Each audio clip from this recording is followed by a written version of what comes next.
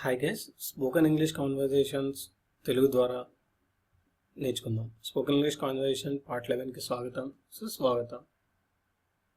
So first, అతడు బాగా పొడుగా. పొడుగా అంటే టాల్ ఇంగ్లీష్లో. Is he tall.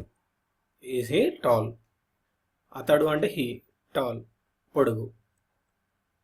ఈజ్ అనేది ఎందుకు వాడుతున్నామంటే అది క్వశ్చన్లో వాడుతున్నాం కాబట్టి ఈజ్ హీ టాల్. ఆమె అందంగా ఉంటుందా. ఈజ్ షీ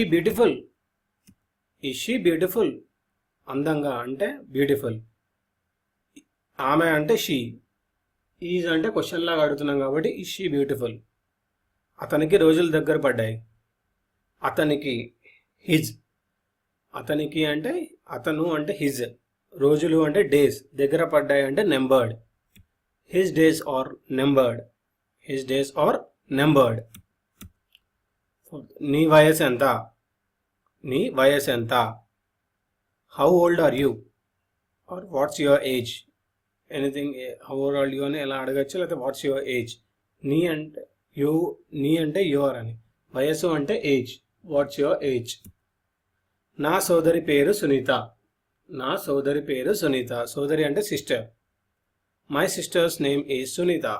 ఇక్కడ క్వశ్చన్ మార్క్ లేదండి, ఫుల్ స్టాప్ బదులు క్వశ్చన్ మార్క్ టైపింగ్ మిస్టేక్ అండి. My sister's name is Sunitha. Do you go to movies often. మీరు తరచూ సినిమాలకు వెళ్తుంటారా. ఆఫెన్ అంటే తరచూ. ఇక్కడ డూ యూ గో, మీరు అంటే డూ యూ. వాళ్ళు ఎక్కడ పనిచేస్తారు. Where do they work. వాళ్ళు ఎక్కడ పనిచేస్తారు. Where do they work. He was here 5 years ago. అతడు 5 ఏళ్ల క్రితం ఇక్కడ ఉన్నాడు. హీ వాస్ హియర్, HERE, అక్కడ ఈ స్పెల్లింగ్ మిస్టేక్ అండి. అతడు 5 ఏళ్ల క్రితం ఇక్కడ ఉన్నాడు. He was here 5 years ago. శిల్ప నిన్న ఇక్కడ ఉంది. శిల్ప వాస్ హియర్ ఎస్టర్డే. నిన్న అంటే జరిగిపోయింది కాబట్టి వాజ్ యూజ్ చేయాలండి. ఇక్కడ అంటే హియర్. నిన్న అంటే yesterday. Shilpa was here yesterday. ఇంతటితో ఈ స్పోకెన్ ఇంగ్లీష్ కాన్వర్జేషన్ వీడియోస్ మరికొన్ని స్పోకెన్ ఇంగ్లీష్ కాన్వర్జేషన్ని వచ్చే వీడియోలో చూద్దాం.